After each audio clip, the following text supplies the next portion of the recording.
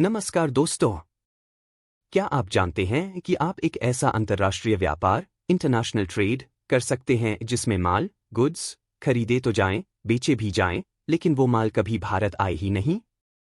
जी हाँ, आप चीन से माल खरीदकर सीधे दुबई या अमेरिका बेच सकते हैं और माल कभी भी भारत के बंदरगाह पोर्ट पर उतरेगा ही नहीं। इसी जादुई ट्रेड को कहते हैं मर्चेंटिंग ट्रेड ट्रांजैक्शन या एमटीटी। यह एक्सपोर्टर्स और ट्रेडर्स के लिए एक बेहतरीन मौका है, लेकिन इसमें RBI, reserve bank of India के कुछ सख्त नियम भी हैं। आज इस वीडियो में हम 5 मिनट के अंदर जानेंगे कि एमटीटी क्या है, यह कैसे काम करता है और इसके सबसे जरूरी नियम क्या हैं। सबसे पहले यह समझते हैं कि यह है क्या। मर्चेंटिंग ट्रेड को ट्रायंगल ट्रेड भी कहते हैं।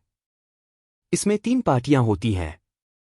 आप एक भारतीय व्यापारी जिसे मर्चेंट कहते हैं, सप्लायर जो किसी और देश में है, मान लीजिए चीन, खरीदार बायर जो किसी तीसरे देश में है, मान लीजिए दुबई। तो आप इंडिया ट्रेडर चीन के सप्लायर से 1000 मोबाइल कवर खरीदने का ऑर्डर देते हैं, लेकिन आप ये कवर भारत नहीं मंगवाते। आप सप्लायर को कहते हैं कि यह माल सीधे दुबई में आपके खरीदार को भेज दे। माल चीन से सीधे दुबई चला जाता है। आप चीन के सप्लायर को $10,000 देते हैं और दुबई के खरीदार से $12,000 लेते हैं। $2,000 का आपका मुनाफा बिना माल को हाथ लगाए। यही है मर्चेंटिंग ट्रेड। आप सिर्फ एक बिचौलिए फैसिलिटेटर हैं जो डॉक्यूमेंट्स और पेमेंट को मैनेज करता है। सुनने में बहुत अच्छा लगता है ना? लेकिन क्योंकि इसमें विदेशी मुद्रा फॉरेन एक्सचेंज का लेन देन शामिल है, इसलिए आरबीआई के नियम बहुत सख्त हैं। अगर आपने ये नियम तोड़े तो आप पर भारी पेनल्टी लग सकती है। तो ये हैं 5 सबसे जरूरी नियम। नियम नंबर 1, टाइम लिमिट, समय सीमा। पूरी डील 9 महीने यानी 270 दिन के अंदर खत्म हो जानी चाहिए। इसका मतलब है सप्लायर से माल खरीदने से लेकर आपके खरीदार को बेचने तक का पूरा प्रोसेस 9 महीने में पूरा हो जाना चाहिए। नियम नंबर 2, पेमेंट फ्लो, सबसे जरूरी। यह नियम ध्यान से सुनिए। आप अपने सप्लायर चीन को पेमेंट तभी कर सकते हैं जब आपको आपके खरीदार दुबई से पैसा मिल चुका हो। आप अपनी जेब से या बैंक से लोन लेकर सप्लायर को पहले पेमेंट नहीं कर सकते। आरबीआई यह सुनिश्चित करना चाहता है कि देश का फॉरेन एक्सचेंज बाहर जाने से पहले देश में फॉरेन एक्सचेंज आ जाए।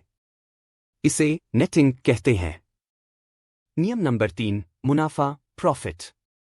यह पूरा सौदा मुनाफे में होना चाहिए। आरबीआई यह नहीं चाहता कि आप $10,000 में माल खरीदें और $9,000 में बेच दें। आपका सेल प्राइस, बिक्री मूल्य, हमेशा आपके परचेस प्राइस, खरीद मूल्य से ज्यादा होना चाहिए। नियम नंबर 4, बैंक का रोल। आपका सारा पैसा जो आ रहा है और जो जा रहा है एक ही बैंक के जरिए होना चाहिए, जिसे कैटेगरी 1 बैंक कहते हैं। आप 10 अलग अलग बैंकों से यह काम नहीं कर सकते। आपका बैंक ही इस पूरी ट्रांजैक्शन की निगरानी करता है और आरबीआई को रिपोर्ट करता है। नियम नंबर 5, बैन की गई चीजें, प्रोहिबिटेड गुड्स। आप उन चीजों का एमटीटी ट्रेड नहीं कर सकते जो भारत की विदेश व्यापार नीति फॉरेन ट्रेड पॉलिसी में प्रतिबंधित, बैंड या निषिद्ध, प्रोहिबिटेड हैं। साथ ही आप यह ट्रेड नेपाल और भूटान के साथ नहीं कर सकते। एक बात हमेशा याद रखें, एमटीटी में माल भारत की सीमा में प्रवेश नहीं करना चाहिए। अगर माल चीन से पहले मुंबई आया और फिर मुंबई से दुबई गया तो यह एमटीटी नहीं कहलाएगा। तब यह पहले इंपोर्ट और फिर री एक्सपोर्ट कहलाएगा और उस पर आपको इंपोर्ट ड्यूटी और दूसरे टैक्स भरने पड़ेंगे। एमटीटी का मतलब ही है कि माल भारत के बाहर ही बाहर बिक जाए। तो दोस्तों, मर्चेंटिंग ट्रेड एमटीटी दुनिया के बाजारों से जुड़ने का एक शानदार तरीका है। इसमें आपको भारत में माल लाने, रखने, वेयरहाउसिंग या कस्टम ड्यूटी चुकाने का कोई झंझट नहीं होता। लेकिन यह सिर्फ तभी फायदेमंद है जब आप आरबीआई के सभी नियमों का, खासकर पेमेंट फ्लो के नियम का, सख्ती से पालन करते हैं।